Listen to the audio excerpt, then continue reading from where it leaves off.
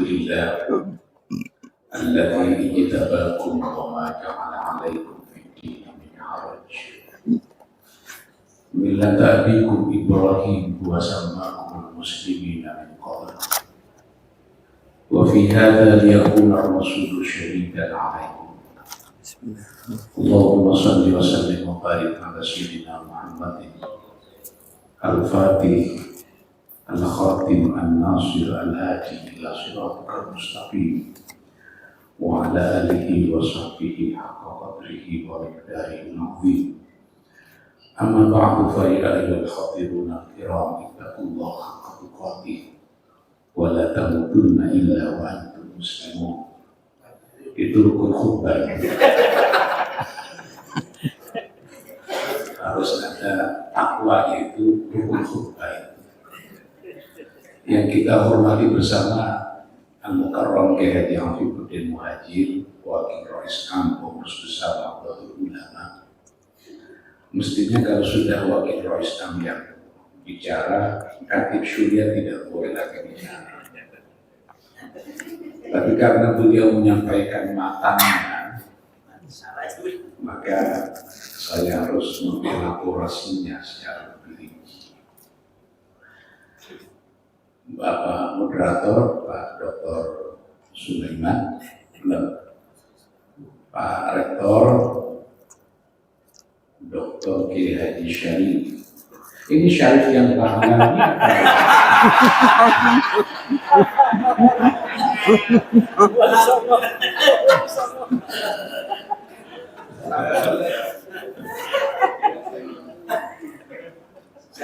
jadi ini Syarif yang bukan bahannya. Ada Kiai Misbahus Salam dari Aziz Pengurus Besar Nahdlatul Ulama. Mana Pak Nurdin tadi? Pak Nurdin, anggota DPRD Golkar, sekretaris PWNU Kalimantan Barat. Tadi malam saya diajak makan enak, makan sabu-sabu. Tapi ini sabu-sabu yang halal. Nanti ke Afif juga di bawah itu Pak Syarif. Oh gitu ya. Seluruh pengurus NU cabang, berapa cabang yang datang? Katanya ada yang 6 jam dari sini perjalanan. Itu mana Singkawang? Singkawang 4 jam, lumayan juga ya. Jadi jam 3 subuh. Oh. Nanti kepengen ketemu Bekayang, ada Bekayang tadi. Oke, luar biasa yang 4 jam. Naik unta. Kalau bawa mobil berarti tidak ikut Nabi. Karena zaman dulu ada sahabat yang ittiba'ur Rasul. Mengikuti Nabi itu secara utuh. Seperti Abdullah bin Umar itu mengikuti Nabi sampai semuanya diikuti. Nabi ini kan suka bepergian ke luar kota. Itu biasanya Nabi buang air kecilnya di lokasi. Suatu waktu Nabi sudah wafat, Abdullah bin Umar keluar kota, lewat daerah lokasi itu, maka Abdullah bin Umar walaupun tidak kebelet pipis, pura-pura pipis di situ, ittiba' kepada Rasul. Jadi Ustaz Martahi tahu tadi ke Afif kebelet jam berapa. Kalau ittiba' itu jalannya. Jadi sampai-sampai ada yang begitu. Ada sebagian sahabat itu yang rumahnya ini dibagi dua. Bagian depannya itu adalah tanah haram Madinah. Bagian belakangnya ini, dapurnya ini tanah halal Madinah. Itu dari saking takut kualatnya kepada tanah haram Madinah. Kalau berantem sama istrinya itu tidak di ruang tamu, tapi ke belakang menuju tanah halal. Itu menjadi perhatian buat Ustadz Salih Mazaujati gitu.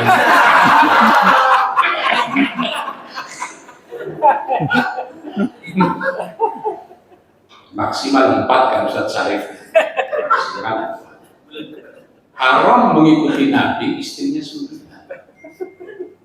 Karena ada bagian yang dilakukan baginda Nabi tidak boleh diikuti oleh umatnya. Nabi ini ketika wafat istrinya 9, maka Ustaz Syarif harus berhenti di 4. Tidak boleh sampai 9. Nanti Kiai Misbah bisa diskusi dengan Ustaz Syarif mengenai, kalau saya ini kan minal khaifi. Yang khiftum alla ta'dilu bahwa tidak, Ustaz Syarif tidak termasuk dengan khaifi, termasuk yang berani. Ini kok kesini tadi mau bicara ini karena saya dengan Pak Syarif ini tetangga kontrakan waktu sama-sama kuliah di UIN Syarif Hidayatullah Jakarta, persisnya kontrakan. Ini Pak Syarif, ini saya. Itu tetangga sebelah itu nasibnya bisa berbeda-beda. Zaman dulu saya nggak nyangka Pak Syarif bisa jadi rektor. Sekarang bisa jadi rektor itu kita tidak tahu. Memang kadang tongkrongan itu tidak belum tentu menunjukkan kapasitasnya. Abu Lahab dan Nabi itu tetangga sebenarnya. Abu Lahab dan Nabi itu tetangga. Abu Lahab itu kan besan Nabi juga. Besan Nabi Abu Lahab itu. Karena putri Nabi yang bernama Ummu Kalsum dan Ruqayyah pernah dinikahi oleh Uqbah dan Utaibah bin Abi Lahab. Kalau bicara mengenai nasab, Abu Lahab itu tinggi nasab. Abdul Muttalib menikah dengan Fatimah bintu Amr, memiliki 10 orang anak. Ada Abu Thalib, ada Abdullah, bapaknya baginda Nabi, ada Al-Harith, ada Ummul Ka'bah, Ummu Hakim, Arwah, itu anak dari pernikahan Abdul Muttalib dengan Fatimah bintu Amr. Lalu Abdul Muttalib menikah lagi dengan perempuan lain, namanya Lubna bintu Hajar. Hasil pernikahan Abdul Muttalib dengan Lubna bintu Hajar punya anak namanya Abu Lahab. Itu yang menjadi ketakutan saya kalau menikah lagi. Iya, kalau jadi ulama, kalau jadi Abu Lahab gimana?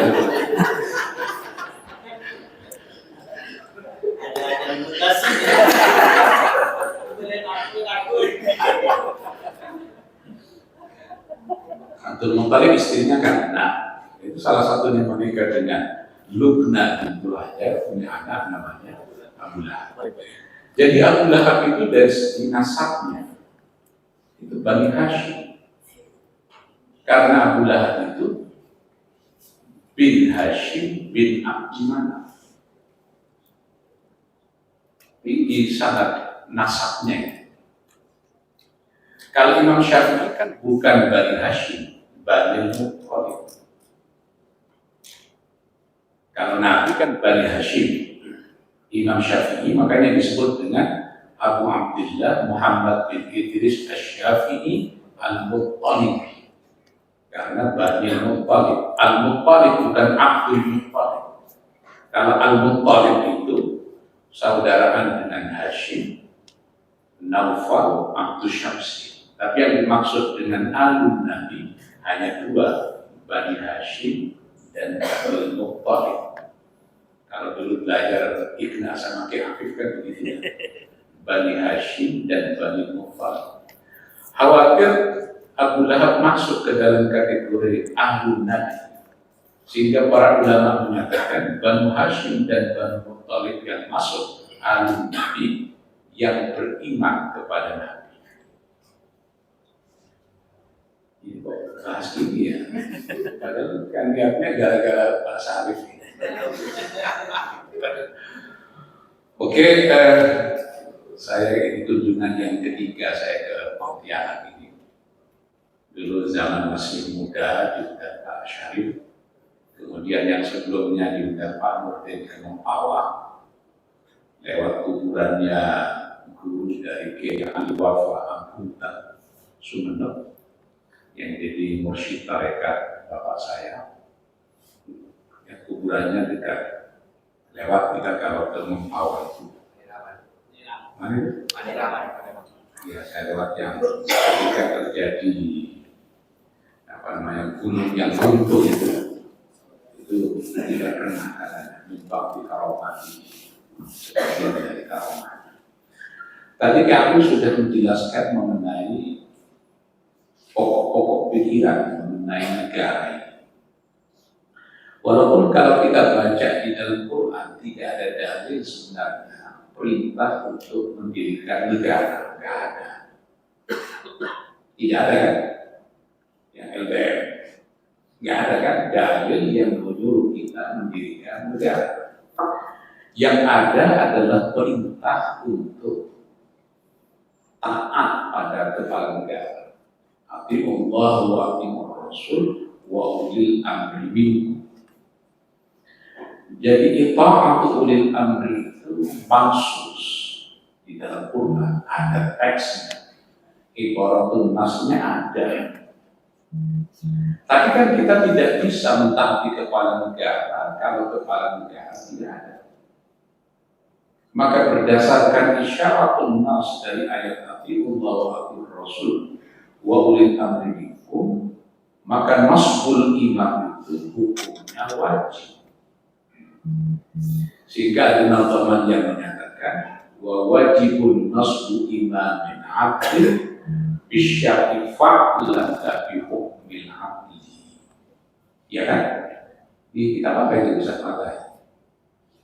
Udah lupa karena kebanyakan urus tambang. Wa wajibun nasbu imamin abdin, menjadi wajib hukumnya mengangkat kepala negara bisyari dengan pertimbangan syariah, fa'lan la bi hukmil aqli, tidak berdasarkan akal. Walaupun kita tetap berargumen dengan menggunakan akal bahwa mengangkat kepala negara itu hukumnya wajib dengan menggunakan akal. Jadi sekarang kita tahu mengangkat kepala negara itu hukumnya wajib biar kita bisa mentaati kepala negara. Tapi mentaati kepala negara, mengangkat kepala negara kan harus ada lokusnya. Lokusnya itu adalah negara. Negara pada zaman Nabi tidak sama bentuknya seperti negara kita hari ini. Tadi disebut oleh Kiai Hafid, Nabi itu presiden, Nabi itu ketua DPR MPR, Nabi itu ketua Mahkamah Konstitusi, ketua Mahkamah Agung. Jadi 3 kekuasaan, legislatif, yudikatif, dan eksekutif berada di satu tangan.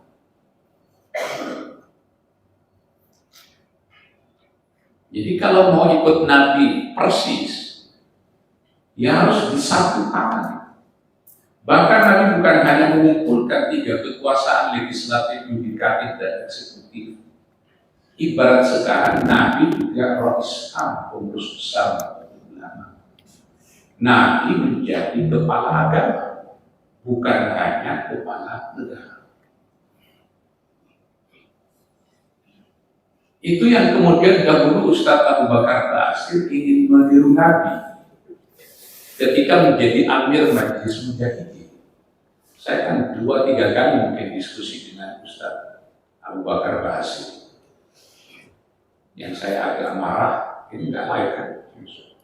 Nanti yang untuk video saya katanya biar saya agak bebas. Ketika Ustadz Basir mengkafirkan Al-Ghazali, mengkafirkan Asy-Syafi'i karena dianggap sudah memfilsafatkan Quran. Kata beliau, kita terhadap Quran qara'na wa amilna, bukan qara'na wa tafassalna. Itu dianggap memfilsafatkan Quran. Ustaz Basir ketika menjadi amir majelis mujahidin menimbulkan kegaduhan di dalam organisasi.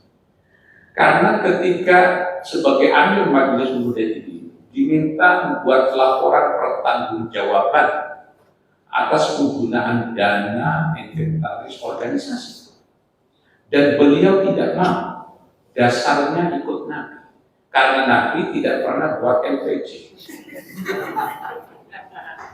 Pernah nggak Nabi membuat LPG? Jadi pertanggungjawaban Nabi itu langsung kepada Allah.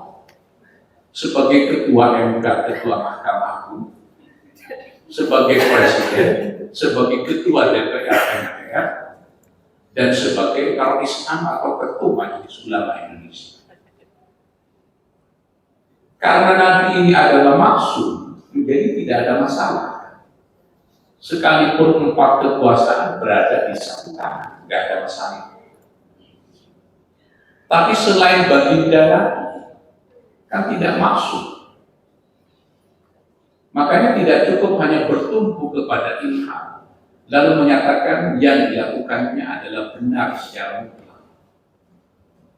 Waktu kita ngaji Al-Mahalli syarahnya Jam'ul Jawami kepada Kiai Hafid, itu kan ada narasi mengenai ilham, mas'alatun katanya. Syarahnya Jam'ul Jawami Al-Mahalli itu coba dibuka juz 2 halaman 319 baris ke-7 dari atas. Kata Al-Mahalli, ilham itu apa? Iqamu syai'in fil qalbi, sesuatu yang jatuh ke dalam hati, yajrudu lahu as-sadaq, yang menyebabkan hati kita ini tenang. Yakhussu bihi Allah Ta'ala ba'da asfiyaihi. Nabi, Allah memberikan ilham yang menyebabkan ketenangan batin ini diberikan kepada ba'da asfiyaihi, kepada para walinya. Tapi sekalipun begitu, kata Al-Mahalli, laisa bihujjatin, itu bukan hujjah. Apa argumennya? Li'adami thiqati man laisa ma'suman bi khawatirihi. Karena khawatirnya bisikan hati orang yang tidak maksum itu tetap saja tidak aman.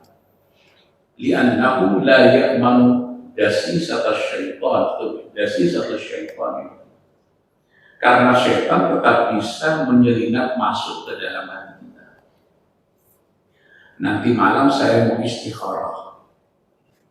Capres 2024. Sore-sore Alphard datang dari salah seorang capres. Dia membuat hati kita yafludu bihi as-sadaq. Jadi tenang.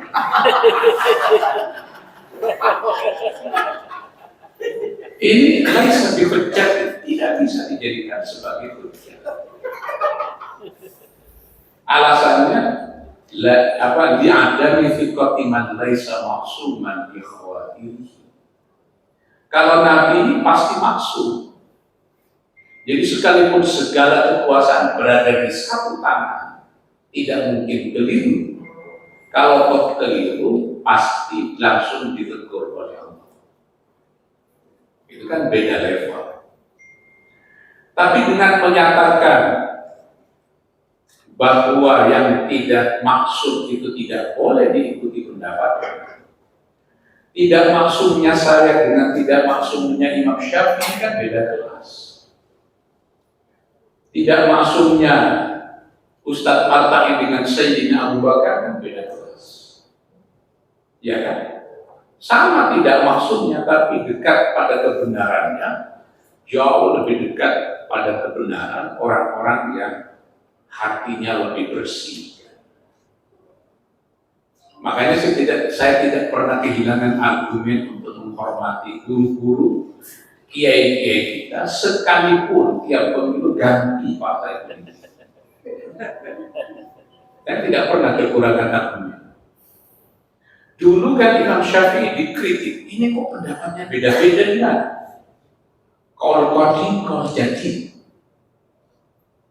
Dulu PKB, lalu PKNU, lalu P3, gimana itu? Saya ngambil aja dari Jamul Jawami. Ar-Raddu Syafi'i dalilun ala uluwi sya'nihi dinan wa ilman. Kadar ambiguitas, tidak konsistennya para guru itu sebagai dalil bukti ala uluwi sya'nihi dinan wa ilman. Ketinggian ilmu dan ketinggian agama. Kata Al-Mahalli, amma ilman fali anna taraddud min ghairi tarjih yansha'u an im'an an-nazar ad-daqiq hatta la yaqifa ala hala. Dulu partai ini, partai ini, partai ini. Itu menunjukkan ini pindah-pindah partai, berubah-ubah pendapat, min ghairi tarjih, tanpa ditarjih. Itu hanya mungkin yansha'u an im'an an-nazar ad-daqiq. Pasti berangkat dari pikiran yang sangat dalam, hatta la yaqifa ala hala, sehingga tidak bisa berhenti pada satu. Jadi bukan karena lalu saya menyatakan laisa bihujjatin tadi itu, lalu santri-santri kehilangan argumen untuk menghormati guru-gurunya karena tetap levelnya berbeda. Itu aja pakai itu. Nanti ada kiai datang, dulu 2019 begini, sekarang 2024 kayak begini, itu aja. Jadi itu ala uluwi sya'nihi dinan wa ilman. Wa amma dinan, ya dibilang pasti mikir ya. Oh, Imam Syafi'i aja kama abahu bihi waqtuhu, dibully juga Imam Syafi'i karena berubah-ubahnya pandangan Imam Syafi'i. Oke. Nabi harus dikecualikan jadinya dari mengambil segala jenis kekuasaan berada di tangannya, legislatif, yudikatif, dan eksekutif, ditambah kekuasaan agama berada di satu tangan. Nyampe kepada khalifah pengganti Nabi, Khalifatul Rasul. Gimana itu polanya itu? Apakah tiga kekuasaan tetap berada di satu tangan? Makanya nanti ketika Sayyidina Abu Bakar As-Siddiq ingin memungut zakat dari warga negara, ada sebagian warga negara yang tidak mau menyetorkan zakat pada negara. Bukan tidak mengeluarkan zakat, tapi tidak menyetorkan zakat pada negara. Argumennya menarik, karena di dalam Quran zakat itu dipungut, khudh min amwalihim shadaqatan tutahhiruhum wa tuzakkihim biha wa shalli 'alaihim inna sholataka sakanun lahum. Kata orang-orang yang tidak mau menyetorkan zakat pada negara, dulu Nabi ini doanya sakanun lahum, inna sholataka sakanun lahum.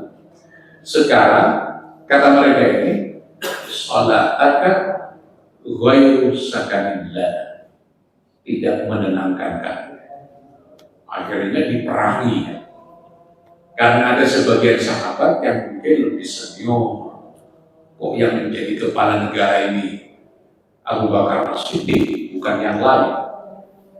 Makanya kalau hari ini disebut ada politik dinasti, itu buruk atau enggak sih? Politik dinasti. Daulah Umayyah itu kan politik dinasti dimulai. Tapi sekalipun politik dinasti pada Daulah Umayyah, ada Umar ibn Abdul Aziz yang keren sebagai khalifah, bisa menyetop persengketaan di tubuh umat Islam antara Sunni dengan Syiah. Makanya khutbah kita itu warisan dari Umar ibn Abdul Aziz terkait dengan Innallaha ya'muru bil 'adli wal ihsan wa ita'i dzil qurba wa yanha 'anil fahsya'i wal munkari wal baghi. Karena khutbah Jumat saat itu selalu diakhiri cacian kepada Sayyidina Ali bin Abi Thalib. Jadi politik dinasti itu buruk atau tidak? Kan ada kemungkinan lahir para pemimpin-pemimpin yang baik.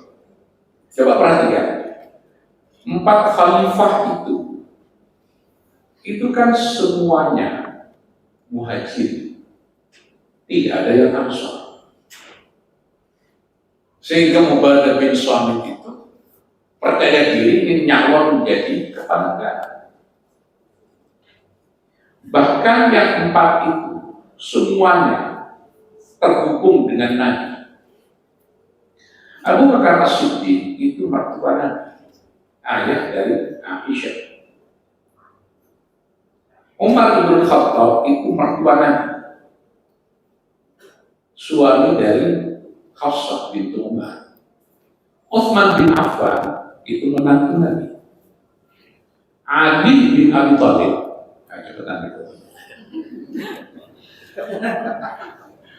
Ali bin Abi Thalib itu juga menantu Nabi.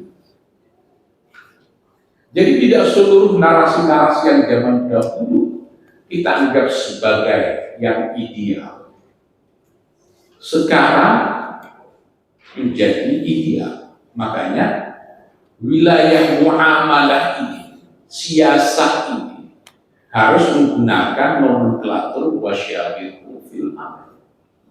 Karena apa yang dahulu dianggap ideal, sekarang belum tentu ideal. Dahulu menantu Nabi itu adalah Ali bin Abi Thalib. Menantu Nabi itu adalah Utsman bin Affan. Mertua Nabi itu Abu Bakar As-Siddiq, Umar bin Khattab. Terus sekarang, kalau mertua Ustaz Syarif mau nyawa, gimana? Walaupun tergantung mertua yang mana. Menantunya mau nyawa, itu kan harus dilihat. Makanya syura itu menjadi penting. Jangan karena ikut pada zaman Khulafaur Rasyidin lalu menantunya, anaknya semua diikutin semua. Kan beda makam itu. Makanya kaul sahabi itu tetap saja oleh sebagian ulama dijadikan sebagai hujjah syar'iyyah.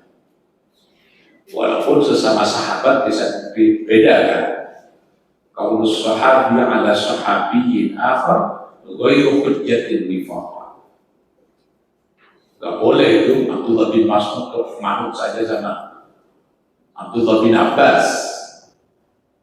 Ada al-abadilah al-arba'ah, 4 Abdullah yang keren. Abdullah bin Abbas, Abdullah bin Umar, Abdullah bin Amr, Abdullah siapa lagi? Abdullah bin Mas'ud dari masukkan. Abdullah bin ini Syuriah, NBN mana kasih NBN? Dibaca apa itu? Allah karim. Tes al-abadilah al-arba'ah, 4 Abdullah yang keren. Oke. Kriteria kepala negara itu akhirnya apa? Ahlul imamah itu. Ini diskusi 3 minggu yang lalu terbatas di Syuriah PPN. Bicara mengenai pemimpin yang ideal. Kalau kita menggunakan kriteria yang dibuat oleh Al-Mawardi di dalam Ahkam Sultaniyah, al-adalah ala syurutihal jami', atau redaksi yang lain di dalam Ahkam Sultaniyah itu al-adalatul jami'ah ala syurutihah. Kami pilih aja mana yang pas, 2 redaksi itu ada. Al-adalah ala syurutihal jami'ah atau al-adalatul jami'ah ala syurutihah. Harus adil. Kriteria adil ini bagaimana? Harus dibicarakan dalam konteks sekarang. Maka dibuatlah isi dari negara ini aturan-aturan Yang paling akhir tadi dijelaskan, negara kesatuan Republik Indonesia adalah harga mati. Isinya ada yang harga mati, ada yang tidak harga mati. Isi dari negara ini yang harga mati adalah pembukaan Undang-Undang Dasar 45. Itu tidak bisa diubah dengan berkat rahmat Allah yang Maha Kuasa. Tidak bisa diubah. Tapi batang tubuh Undang-Undang Dasar 45 yang kita miliki sudah 4 kali diamandemen. Ada masa batasan jabatan presiden, kepala negara. Dahulu ada Dewan Pertimbangan Agung, sekarang tidak ada. Pemilihan presiden dipilih secara langsung. Dulu oleh MPR, sekarang langsung. Jadi pembukaan undang-undang dasarnya harga mati yang tidak bisa diubah. Tapi batang tubuhnya berdasarkan musyawarah bisa diubah. Pancasila sebagai dasar negara kita tidak bisa diubah. Karena juga sudah tercantum di dalam pembukaan Undang-Undang Dasar 45. Sekalipun kita tahu ada sebagian umat Islam yang keberatan menjadikan Pancasila sebagai dasar negara, karena menurut mereka ada satu sila dalam Pancasila yang bertentangan dengan syariat, yaitu sila keempat. Apa sila keempat itu? Ustaz Bagai?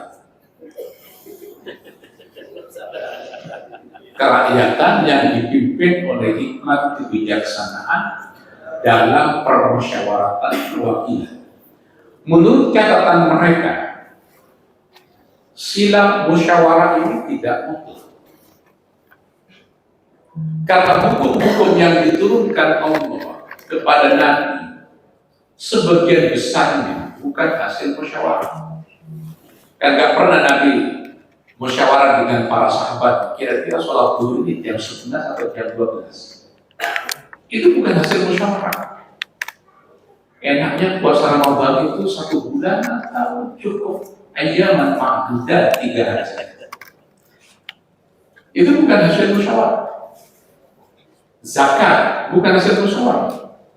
Lokasi-lokasi pelaksanaan ibadah haji bukan hasil musyawarah. Hudu'an di mana sikap. Hukum potong tangan bukan hasil musyawarah. Hukum raja jilid bukan hasil musyawarah. Ketentuan-ketentuan iddah bukan hasil musyawarah. Itu sebabnya bagaimana kalau menggunakan mekanisme demokrasi. Lalu hukum-hukum yang ada di dalam Quran dan hadis dibawa ke DPR lalu dimusyawarah, di voting, hasil votingnya menolak. Coba gimana? Anggota DPR sepakat menolak hukum potong tangan bagi para pencuri. Itulah Daud Kisdi. Makanya orang ingin kembali kepada Piagam Jakarta, salah satu argumennya untuk mengembalikan 7 kata di dalam Piagam Jakarta, kewajiban menjalankan syariat Islam bagi penduduk. Dulu para kiai kita terombang ambing juga itu. Ada yang menerima Pancasila dan ada yang menolak Pancasila. Hingga kemudian di dalam Munas NU tahun 83 di situ Bondo, Pancasila diterima sebagai dasar bernegara, bukan dasar beragama. Ya Ustaz Batai, kalau mau sholat jangan motif Pancasila. Coba saya lihat dulu di dalam Pancasila. Nggak ada. Kan orang suka kali mempertentangkan ikut konstitusi atau ikut kitab suci. Kalau urusan agama ikut kitab suci. Kalau urusan tata kelola negara ikut konstitusi. Sejak itu akhirnya kemudian menjadi final penerimaan Nahdlatul Ulama terhadap Pancasila sebagai dasar negara. Itu peran dari Allah Yarham Kiai Haji Raden As'ad Samsul Arifin untuk menerima Pancasila besar sekali. Itu tahun 83 Pancasila diterima sebagai dasar negara. Lalu argumen akademiknya baru dibikin oleh Al-Mukarram Kiai Haji Afifuddin Muhajir tahun 2020 dengan diterbitkannya buku Fikih Tata Negara. Jadi butuh waktu berapa tahun dari matan menuju syarah. Dari tahun 83 sampai 2020. Dahulu sebelum ada bukunya Ki Afi, kita tidak tahu apa argumen akademisnya sehingga kita perlu menerima Pancasila. Itu kan penjelasan narasi Kanvas ini kan pendek-pendek. Penerimaan terhadap Pancasila. Makanya untuk ada buku Ki Afif Fikih Tata Negara itu, ternyata begini. Sehingga Ki Afif membuat kategori, apakah Pancasila itu tukhalif asy-syari'ah al-Islam? Apakah Pancasila itu lam tukhalif asy-syari'ah? Apakah Pancasila itu tuwafiq asy-syari'ah? Atau Pancasila itu asy-syari'atu anha? Itu baru belakangan itu dijelaskan secara akademik. Kalau setelah dicek ternyata para perumus dasar negara Pancasila ini terinspirasi dari ajaran Islam, jangan-jangan Pancasila itu bukan hanya tuwafiqu asy-syari'ah al-islamiyah, tapi asy-syari'atu ainunha. Jangan-jangan bukan hanya Pancasila, jangan-jangan batang tubuh undang-undang dasar sebagiannya terinspirasi dari hadis-hadis baginda Nabi.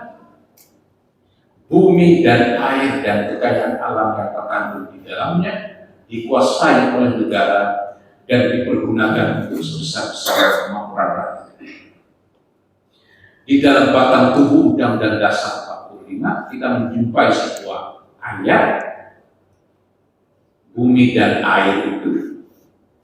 Tapi bukankah 1400 tahun yang lalu baginda Nabi pernah bersabda, an-nasu syuraka'u fi thalath. Manusia bersekutu pada 3 hal. Filmani sumber daya air, wanari dan energi, walkalai pada rumput, atau wakalji garam. Ini menyangkut kebutuhan pokok umat manusia yang mestinya tidak bisa diswastanisasi. Gara-gara air ini diswastanisasi, maka harga air itu menjadi mahal.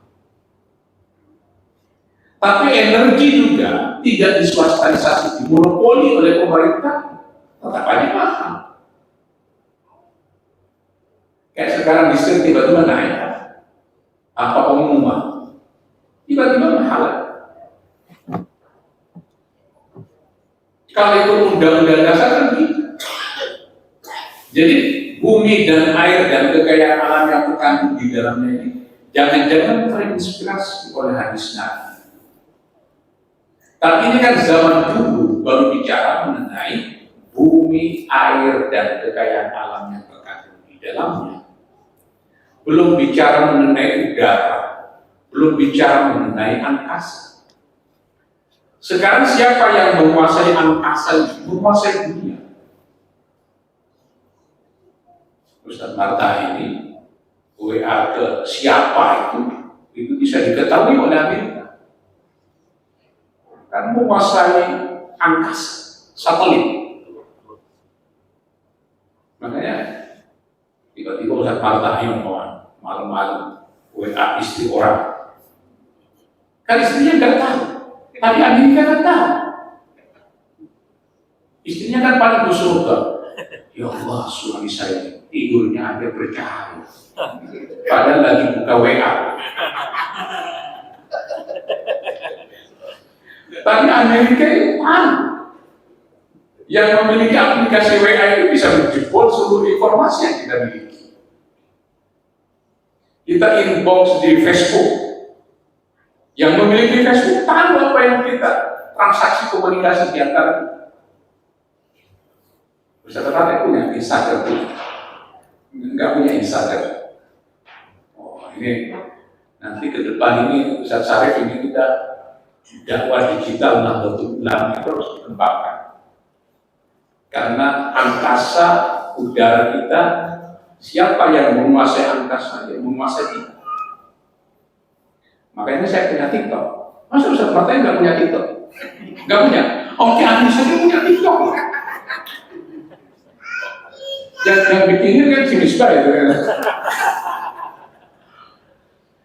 Pondok pesantren Salafiyah Syafi'iyah Syukur di Situbondo itu Instagram punya, YouTube punya, TikTok punya, Twitter punya, Facebook punya. Kita menguasai. Makanya PBN juga kan itu menguasai. Jadi tidak cukup hanya menguasai bumi dan air dan kekayaan alam yang terkandung di dalam, tapi juga harus menguasai angkasa, udara harus dikuasai. Makanya kalau ada perubahan konstitusi, mungkin yang perlu diubah salah satunya adalah pasal mengenai bumi dan air dan kekayaan. Karena tidak ada aturannya, maka diswastanisasi kan, Telkomsel, Indosat, apa lagi, XL dan lain-lain, itu penting sekali. Makanya PWNU Kalimantan Barat harus bergerak juga di dunia media sosial. Walaupun jangan live juga, kayak begini kan live. Harus disortir, mana yang untuk konsumsi publik, mana yang untuk konsumsi komunal internal umat Islam.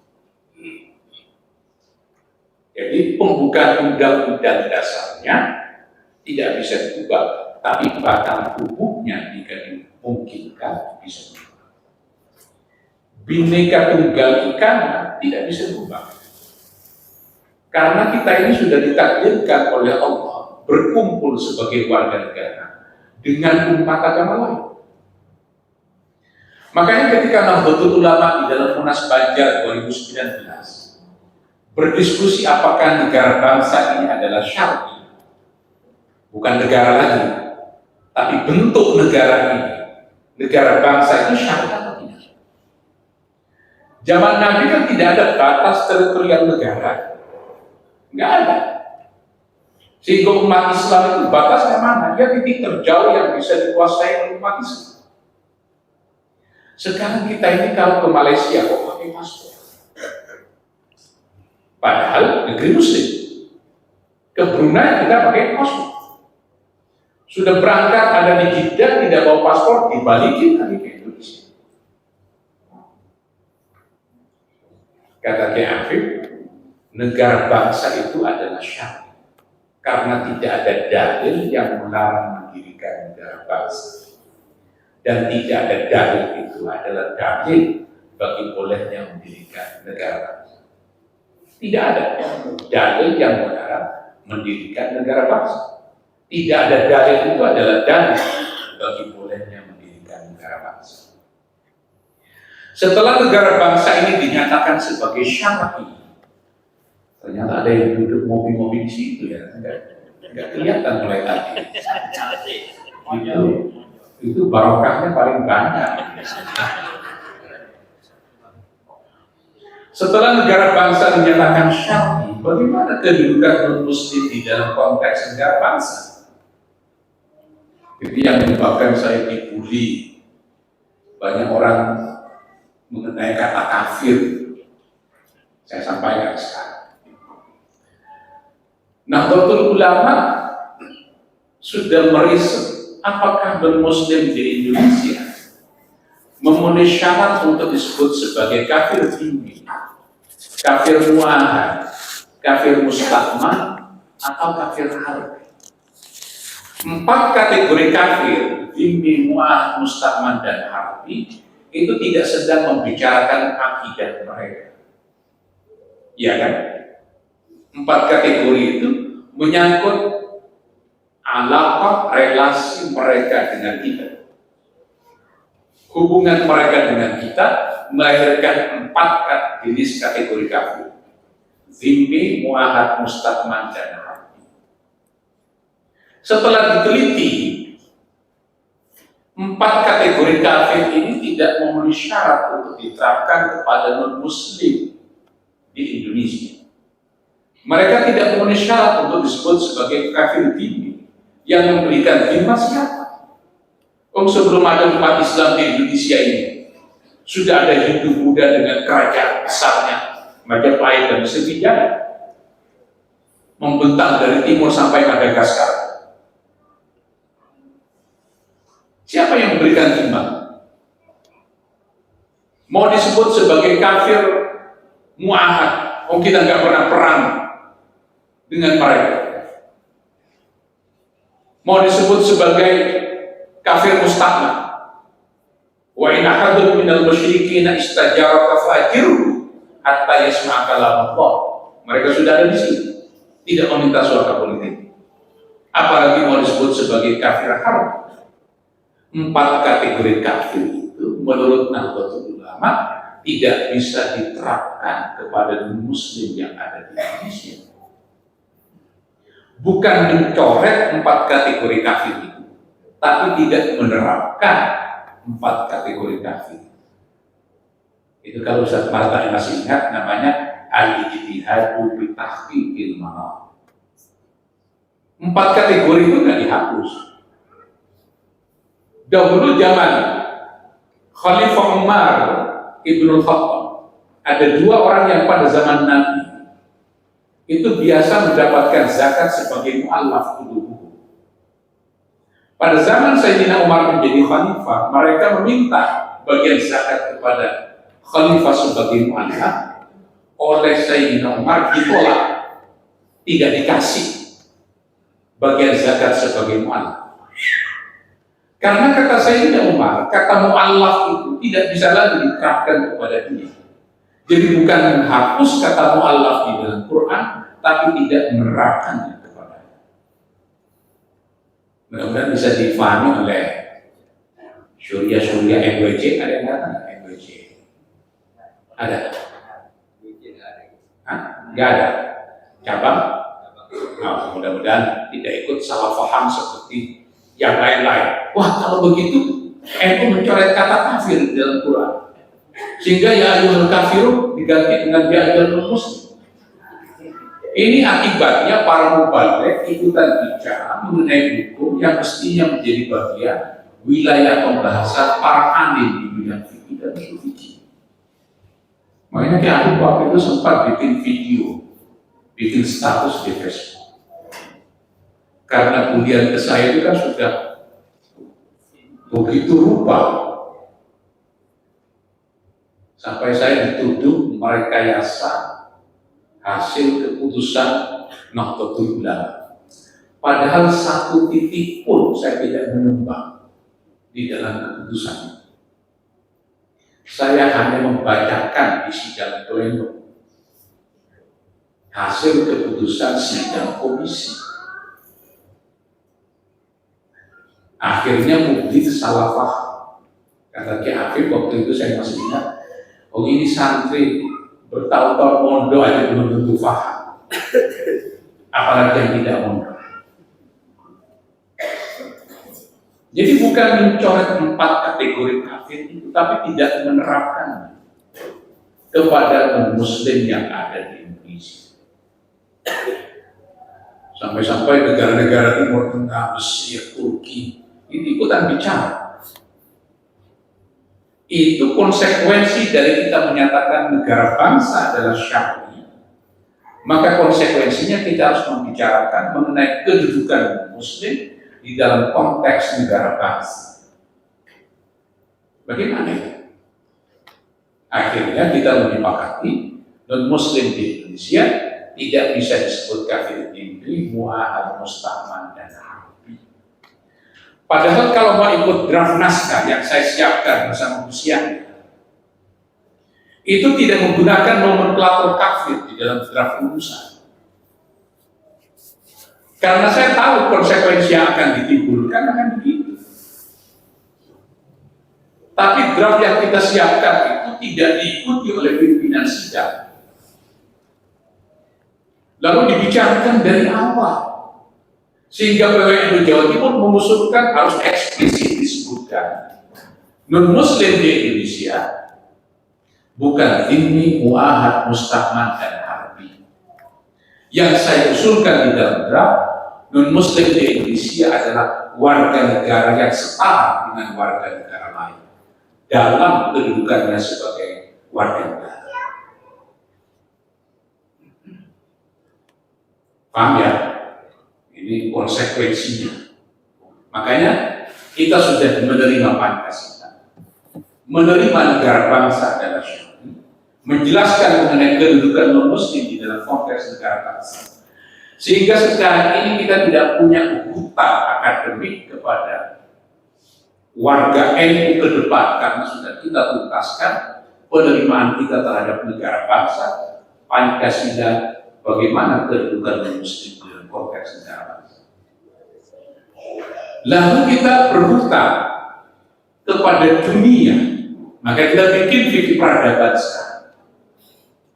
Nanti pondok-pondok pesantren di sini bisa mengusulkan, sekarang sudah bisa mengisi sebenarnya di Simbah Kementerian Agama itu, karena seperti tahun yang lalu akan diselenggarakan 250 titik halaqah fikih peradaban, dimulai pada tanggal 8 November sudah dilaksanakan dan harus selesai bulan Desember. November, Desember 250 titik seluruh Indonesia untuk mensosialisasikan keputusan-keputusan Nahdlatul Ulama. Ya walaupun di tingkat MUID beda lagi kan percakapannya. Ini orang-orang yang sudah harus selesai dengan urusan domestik di dalam keluarga. Tapi masih kalau dikirim nggak punya uang untuk anak sakit, diajak bicara negara bangsa ini syaratnya apa enggak? Ya berat ya. Makanya kenapa ulama-ulama tempo dulu percakapannya tinggi-tinggi. Allah itu syahid atau bukan? Itu diskusinya di Baghdad. Ya karena ulama-ulama ini digaji oleh negara bersama. Di madrasah nizamiyah itu. Madrasah nizamiyah itu punya negara, itu kayak kuit. Dan rektornya ketimah Al-Haramah Al-Juwai. Rektornya Imam Ghazali. Itu punya negara. Dan digaji oleh negara bersama. Asyuyuti bisa melahirkan Al-Iqran fi Ulumil Quran, itu hasil riset 6 bulan dibiayai oleh negara. Jadi harus selesai dengan urusan-urusan domestik, ya tingkat cabang wilayah, ya baru bisa diskusi Allah itu syahid atau bukan. Apakah Allah punya sifat, apakah sifatnya dzatuhu atau bukan. Itu pasti urusan-urusan yang tidak selesai. Nah sekarang PBNU menyasar dunia internasional. Apakah keputusan-keputusan yang dikeluarkan oleh Perserikatan Bangsa-Bangsa itu ijma atau bukan? Ya Afif sudah bikin makal agak panjang. Kata Afif itu bukan ijma tapi ittifaq. Saya tidak tahu apakah ijma dan ittifaq ini wal khilafu lafziyun la ma'nawiyyun. Ya dengan mengucapkan bukan ijma tidak kontroversial. Tapi kalau dinyatakan sebagai ijma itu kontroversial. Karena ijma itu kan punya nomenklatur sendiri. Harus yang berkonsensus itu levelnya adalah mujtahid. Kalau yang berkonsensus itu levelnya bukan mujtahid, maka disebut sebagai ijtima. Ijtima ulama 212. Karena yang bersepakat bukan mujtahid. Kalau yang bersepakat itu mujtahid, naik levelnya menjadi ijma. Makanya Nahdlatul Ulama tidak menyebutnya sebagai ijma, keputusan Perserikatan Bangsa-Bangsa, kovenan internasional tidak disebut sebagai ijma, tapi disebut sebagai ittifaq. Karena yang bersepakat tidak seluruhnya adalah para mujtahid. Ini yang sedang kita godok sekarang ini. Pengaruh Nahdlatul Ulama pada dunia internasional. Jadi memang ngurus NU ini berat. Mulai dari ngurus yang paling bawah, yang ahli maksiat, sampai wali kan, itu semua ada. Makanya pembukaannya Ki Afif tadi kan benar. Warga NU ini mungkin ada yang yadkhuluna al-jannata bighairi hisab. Minan nabiyyin wasiddiqin wasyuhada'i wassalihin. Ada warga NU ya'tuna bidzunubihim wa khatayahum fayughfar lahum. Ya maksiat dikit-dikit, wa khatayahum fayughfar lahum. Tapi yang berat ini ya'tuna bidzunubin wa khataya idza ghayra annahum yashhaduna an la ilaha illallah wa anna Muhammadar Rasulullah. Jadi melakukan dosa-dosa besar. Maka kata Allah, "Fa bi izzati wa jalali adkhiluhumul jannata bi rahmati." Masuk surga aja. Setelah dicek di rumahnya ada amanah kantor ulama. Fa bi izzati wa jalali. Berarti ikut rombongannya Basim Asnaf. Bahwa harus mampir ke neraka dulu soal teknis.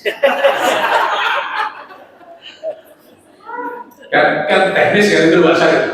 Kan ada soal teknis yang harus diatur oleh itu diatur oleh bidzunubin wa khataya itu. Modalnya hanya syahadat saja. Adkhiluhumul jannata. Masukkan juga semuanya ke surga. Pada ujungnya, insya Allah semua kita ini akan ada di surga. Orang-orang alim, bighairi hisab masuk surga.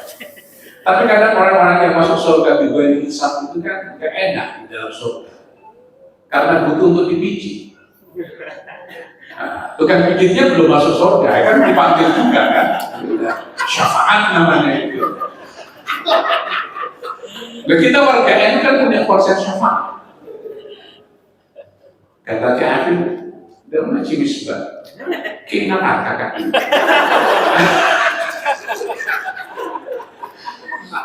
Ada anu butuh itu dengan itu. Ada masuk surga. Syafaat namanya itu.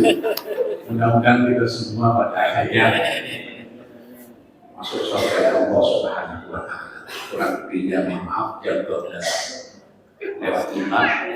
Nggak usah ada pertanyaan, karena kalau bertanya itu nanti dikira nggak tahu. Assalamualaikum warahmatullahi wabarakatuh.